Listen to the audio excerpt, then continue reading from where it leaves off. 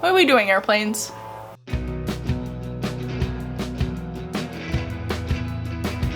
Hello friends, my name is Emily, I'm the Bi, and here are some books off of my bookshelf. Welcome to my quarterly wrap-up, a video where I'm going to talk about all the books I read during April, May, and June of the hell year of 2020. I'm so goddamn depressed. This year sucks so fucking much. So down in the description, you will find links to petitions you can still sign, people and places you can still donate to, and things you can read and consume to help you better understand your education in anti-racism and the work that the Black Lives Matter movement is doing currently and has done in the past.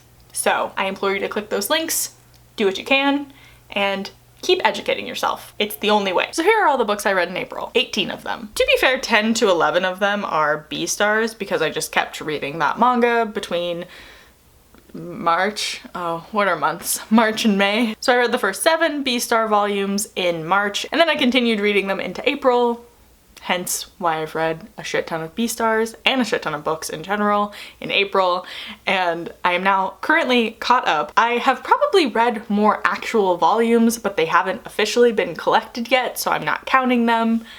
Wild how I'm doing my entire life. Anyway, I'm fully caught up on B-stars and waiting for it weekly, which is an entire event. Regardless, I read volumes 8 through 15 of B-stars and it was good. Can I pull any of it out specifically by volume? No, because I read it kind of all at once. It was a running stream. It's good. I don't know what to tell you. I like it a lot. Obviously, that's not a very helpful thing. I really like B-stars, clearly. I keep reading it. It is a very good slice of life.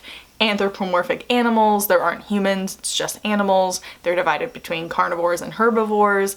There is tension because obviously half of the population would love to eat the other half. And that's a very interesting dynamic that is super explored later on. It's explored throughout, but once kind of a couple of the characters leave high school, it is very explicitly talked about and a big part of the comic. And before that, it's a slice of life / murder mystery high school story. It's great, I love it. Lugosi is one of my favorite characters. Louis has become one of my favorite characters. I love them both. Their relationship is extremely interesting and I have lots of thoughts and lots of feelings about it. So if you're interested in B-stars at all, the first season of the anime is on Netflix in America and probably other places, and it's very good. It's how I got started, and then I read the manga, so do that. So while I also read a bunch of B-stars, I did also read a bunch of Sierra Simone books, to varying degrees of success. The first novel I read in April, I read in between volumes 15 and 16 of B-stars, and that book was American King by Sierra Simone. This is the final book in the new Camelot series, which is Arthurian myth based, and this is from Ash's POV. He's our Arthur analog, and I really fucking liked this book. I gave it a really solid 4 out of 5. I really didn't think I was gonna love this as much as I loved, say, American Prince, which until that point had been my favorite. American Queen is quite good, but I really liked American Prince so much. But American King is truly outstanding. I really, really loved it. It also makes me really excited about the last Thornchapel book, which is gonna be from Auden's POV, who is very similar, I think, to Ash, just much younger and slightly different dynamic, but similar kind of romantic dynamic going on between Ash and his two loves and Auden and his two loves. Very same but different. But this book made me extremely excited about Door of Bruises, which is the last Thornchapel book, because I didn't think I was particularly interested in this character's POV in this relationship. I was more interested in the other two characters' POV, which is very similar to how I felt about Auden and his triad, and this book being very good made me extremely excited about Auden's book. So I then read American Squire, which is a short story by Sierra Simone, which bridges the new Camelot series and Thornchapel, which is very cool. It stars a minor character who meets someone to be sexy with at Thornchapel. Exciting. Alright, so next up I read Misadventures of a Curvy Girl by Sierra Simone. Now my Libby app library, whatever that I can borrow, only has 3 Sierra Simone books in the actual library, which are the more traditionally published misadventure books she's written. She's done 3, I read all 3 of them. Varying success. This is where the varying success comes in. So Misadventures of a Curvy Girl was actually my favorite. I wasn't sure if it was going to be just kind of, I don't know what I was actually thinking. I thought that the cop one, which I'll talk about in a minute, was going to be my least favorite, and it ended up kind of being in the middle. This was my favorite. I gave it an 8 out of 10. It is extremely fun, good, interesting. I liked it. The dynamics are fascinating. One of the things that I think I really love about Sierra Simone more than almost anything is that when she does have queer stuff, it's usually bisexual or, you know, polysexual. All of her bi characters and their relationships are all very different, and she kind of paints a very vast, very interesting view of bisexuality. So the next book I read was Misadventures in Blue, which is the cop story. And okay, so I also gave this a pretty high score. I gave it like a 7 out of 10. I say it's probably a 3.5 out of 5. I liked this actually way more than I thought I was going to. And I think a big part of it is that the cop thing isn't like hot to me. So like I wasn't interested in that. But I think that this story is less about the fact that both of these characters are cops.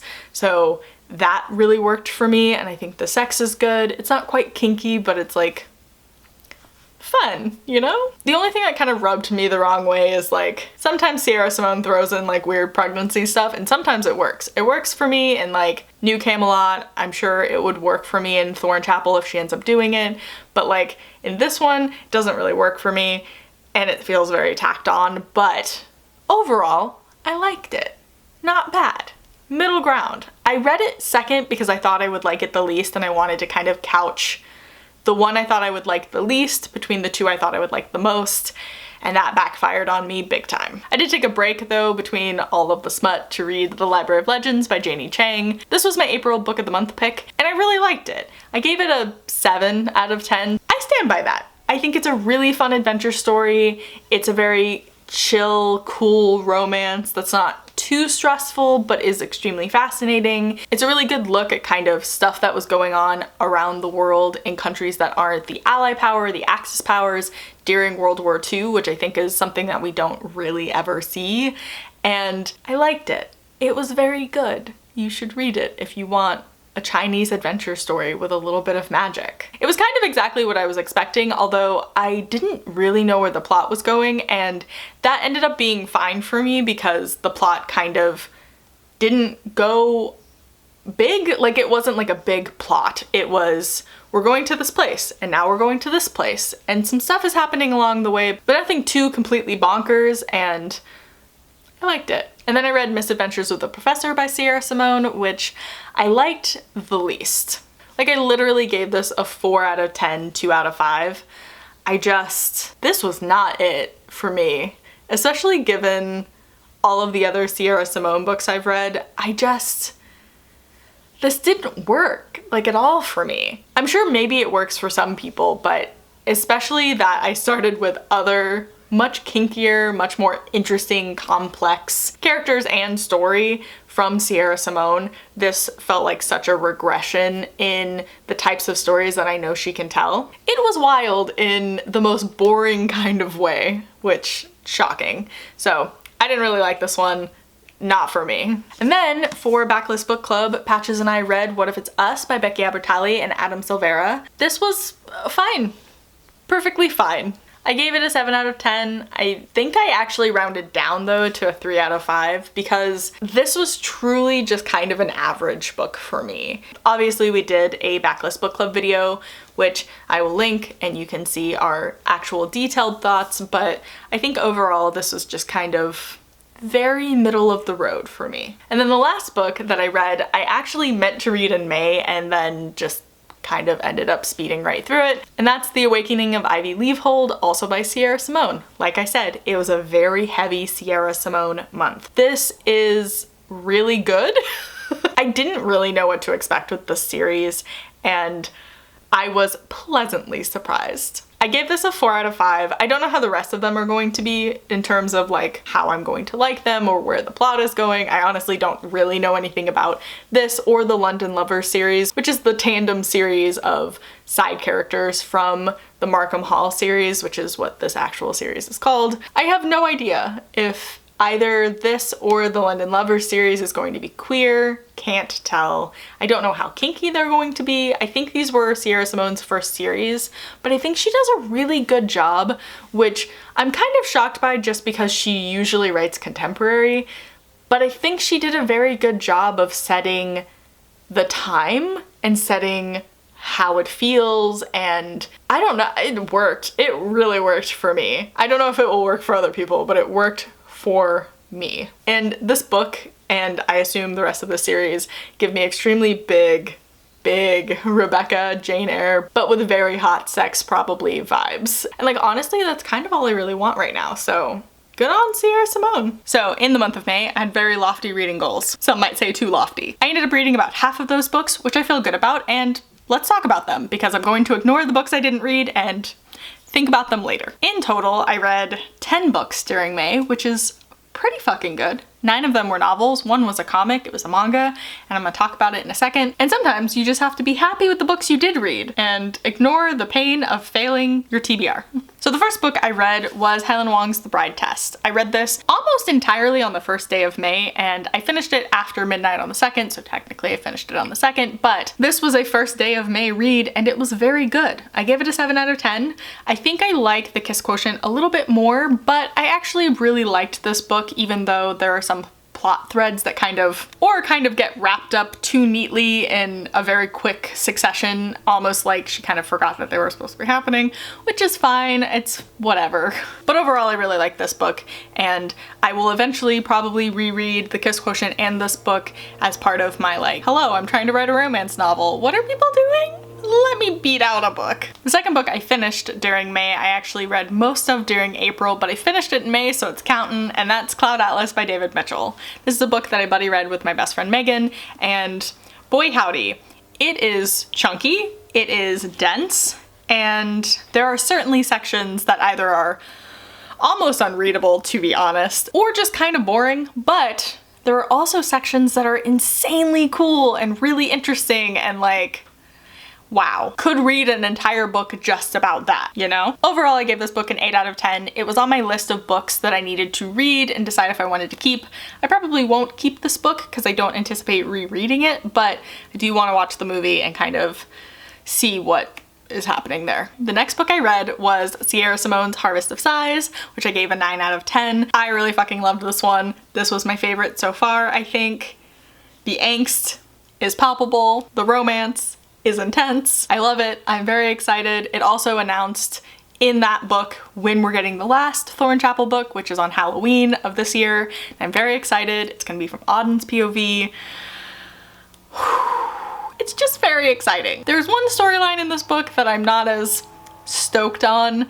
They're basically like an A, B, and C storyline set of stuff going on, and the C storyline I just care about less. Let Beckett do gay stuff. Thank you. The next book I read was my only 10 out of 10 this month. It was insanely good, and it was Southern Book Club's Guide to Slaying Vampires by Grady Hendrix. I borrowed this book from Patches, and honestly, chef's kiss. It's so fucking good. I've really loved Grady Hendrix for a while. He wrote one of my favorite horror books, Horror Store, which is like a horror novel set at an IKEA, and it's scary and creepy and fascinating, and I read it very quickly. I also have one of his other books, My Best Friend's Exorcism, which I haven't read yet, but I will be reading at some point this year, I'm sure.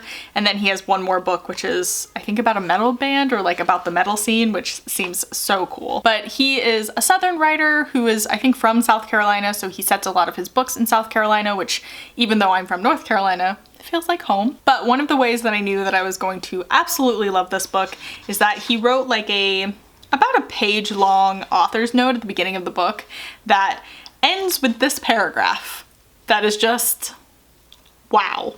The man done did a thing. Because vampires are the original serial killers, stripped of everything that makes us human, they have no friends, no family, no roots, no children. All they have is hunger. They eat and eat, but they're never full. With this book, I wanted to pit a man freed from all responsibilities but his appetite against women whose lives are shaped by their endless responsibilities. I wanted to pit Dracula against my mom. As you'll see, It's not a fair fight. Truly, truly iconic. The next book I read was Love Boat Taipei by Abigail Hing Wen. This is a YA book that is set in Taipei. It's set in like a summer school situation that is like kind of cool and like a thing that actually is like happens, and they call them love boats. And it's supposed to be, I think, one of those things where across the world, Taiwanese. So I gave this book a 6 out of 10. It's wild in a way that's both fun and also like, what? It moved extremely fast. I read it so quickly, and the characters are like kind of interesting, but I also feel like I don't know anything about them. It's very strange. It was a wild experience. But it is about a girl who basically is trying to decide whether she wants to, or I guess the choice has already been made for her, about whether to go to medical school and become a doctor despite the fact that she can't stand the sight of blood, or to go to Tisch and go dance, become a professional dancer or choreographer, which is her ultimate dream. And so her parents surprise her by sending her to Taiwan to go to this Love Boat Taipei, which is sort of like a Taiwanese summer school. It's called a love boat, I think, because the idea is like parents from around the world send their children to this school and they learn things, yes, but also they usually will meet, or hopefully will be meeting, their future spouses. So it's like good fun. It was extremely entertaining, I think, more than it was good or bad. So, you know, I had a lot of fun reading it, and I'm glad that I did. The next book I read was Undercover Bromance by Lisa K. Adams. I also borrowed this from Patches, but this is the second Bromance book club book, and it is about Mac and Liv. Liv is the sister of the main romantic interest in Bromance Book Club, and Mac is one of the guys in the Bromance Book Club. He's like the hot young bachelor of the book club. This is good. I liked this a lot. I ended up giving it, what did I give it? A 7 out of 10, but I think I actually liked Bromance Book Club more. And it's not because of the trope stuff, because I think the trope is done quite well. I think it's because, and I talked to Patches about this book has a much wider scope of the world.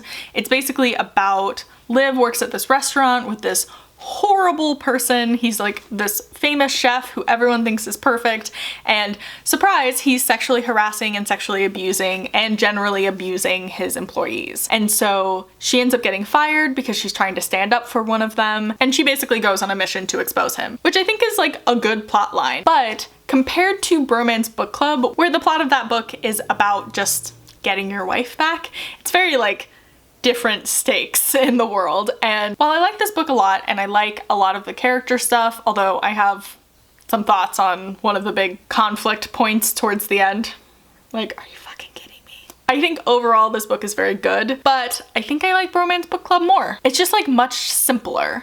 And that's kind of what I wanted from this. It's fine. All right, the next book I read was Paper Towns by John Green. I reread this because we were reading it for Backlist Book Club. This was my favorite John Green book when I first started reading John Green in college, the beginning of college, when I was like 18. I still like this book for what it's trying to do, but I don't think this book is good. I gave it a 6 out of 10, mostly again for what I think it's trying to do. The next book I read is the start of the 3 books that I read this month that were not on my TBR. So the first of those books I read was American Royals by Katherine McGee. This is a book that I've actually been wanting to read for a long time. I put a hold on it about 1,000 years ago on Libby, and it finally came available in May, and I wasn't particularly interested in any of the other books that I was trying to read in May, so I went, fuck it, let's do it, and I read it. And I have some thoughts. I gave this book a 5 out of 10. And I gave it a 5 out of 10. I think I rounded up to a 3 on Goodreads because the first half of this book is very, very good. And I like the characters who are created. I think she does a very good job of world building. What if George Washington had become the first king instead of the first president? And sort of what does history look like from there? I think she could have done some more diving, but I think for a YA, essentially contemporary, even though it's an alt history, I think she does a very good job, and I'm very interested in it. And then I literally hit the halfway point, and everybody started making stupid ass choices. And it's not even really like let teenagers make stupid choices, which I agree with, but most of these characters aren't teenagers. Most of them are in their mid-early 20s. It was just a wild ride of stuff I did not like. However, I will say that I did get emotional in the last chapter, which is wild.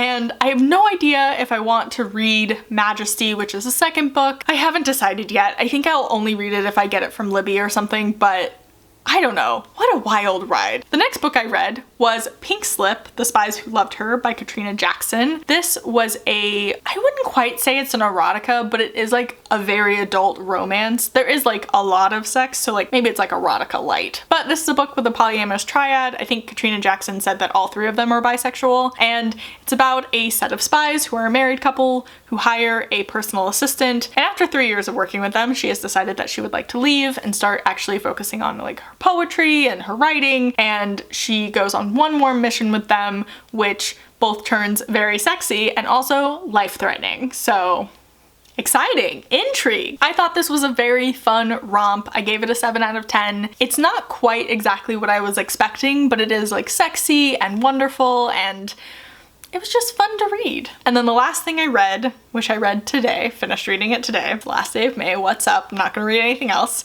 was the first volume of Loveless, which in America was published by Tokyo Pop. This is a manga series that I've talked about before that I really loved when I was in high school, I think is when I started reading it. It's probably when it was published. When was this published in the US? I wonder if it'll say. Will it tell me? Ooh, ads for Fruba. Sorry. It's always weird to like look at old manga and be like, ads for really old manga I haven't thought about. First published in Japan in 2002. English text 2006. I think I was reading this with my best friend at the time and we were both like into it. I hadn't thought about the actual plot of this manga series in a while. I know it's like, I don't think it's quite like shonen ai yaoi, but I think it's like sort of. But also the main character is very, very young, which I forgot about. I think he's like 12. He's like in 6th grade. It's wild. And there's also like weird fighting stuff going on, like spiritual fighting stuff. I don't know. This book series is wild and I can't wait to read more of it and try to remember what's going on. I give this probably like a 6 out of 10. I think the art is beautiful. The characters are really interesting and I don't think it's quite as like discombobulated as say a Yuki Kaori manga, which I love her so much. She is my favorite, but also her books are confusing upon an adult reread. So this is less confusing and I like it quite a bit. I wanted to read it both because I know it's like sort of queer, so I think I'm gonna continue reading it on into June, but also because I wanted to kind of read more books for the Asian readathon and I didn't get to finish the novels that I was trying to read, so I figured manga was a good place to kind of bridge that gap. And that's it. Those are the 10 books I read in May. I'll talk to you in a couple seconds about the books I read in June. Bye! Welcome to the June part of this wrap up. I don't know. I don't know if those other clips had manic energy, but like, I feel very manic right now, so hi. I'm gonna talk about the books I read in June. I read 7 things. I read 2 comics, sort of, we'll talk about them, a short story, and 4 novels? Does that make 7? Is that the math? I think that's correct. So let's just get into it and talk about it. So the first book I read was Kay Ancrum's The Wicker King. This was a reread for me. Obviously, I've talked about this on my channel before.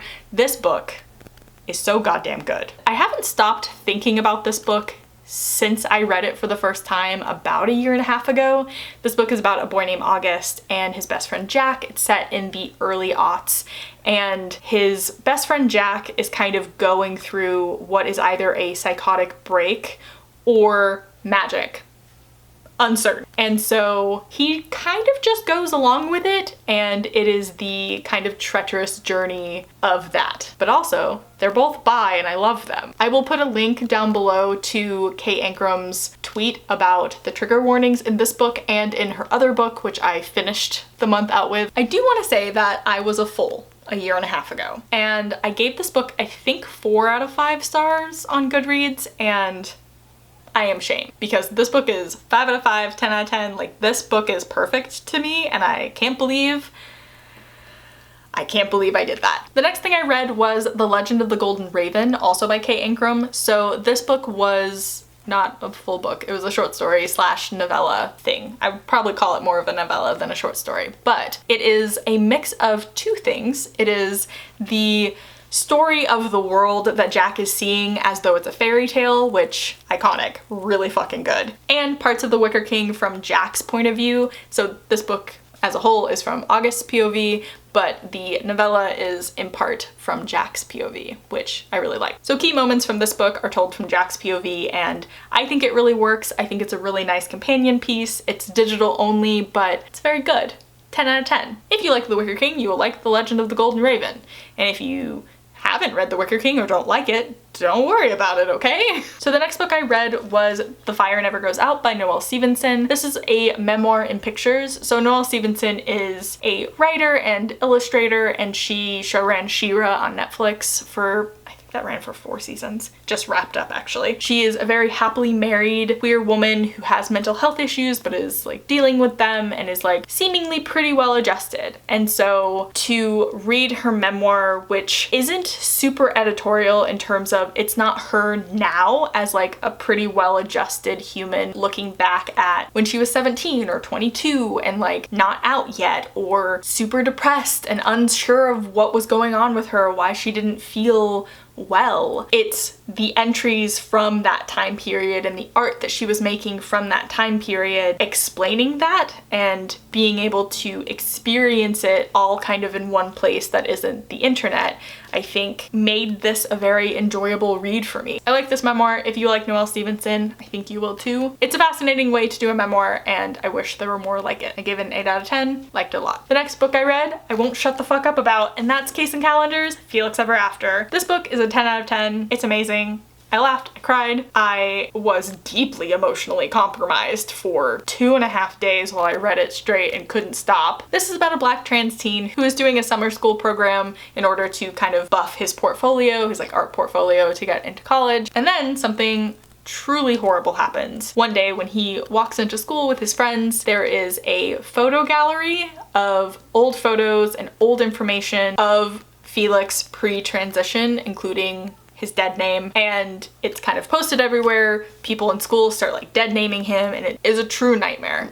And so he hatches a revenge plan because he has a feeling he knows who did it, and so he's like, I'm gonna get revenge. And then it just kind of goes from there. So this book is beautiful, full of twists and turns and gorgeous writing and messy queer teen beautifulness, and you should be reading it. The next book I read was Isabel Greenberg's The 100 Nights of Hero, which is a gorgeous comic that is too big to fit on any of my shelves, which is a little fucking annoying, but I loved it a lot. It is an interpretation of 1001 Arabian Nights, so it kind of has a similar vibe, but it is queer. So Hero is the handmaiden who is telling all of the stories so that she can protect her mistress, who is also her lover, from a man who is trying to have sex with her and win her because he made a bet with her husband that he could do that, and if he won, then he would get to marry her. And so Hero's like, I will tell stories. So it's a bunch of stories and the story of overall these two women being in love, and I really loved it a lot. I thought it was great. The next book I read was Burn Our Bodies Down by Rory Power. This was a book that I received from NetGalley for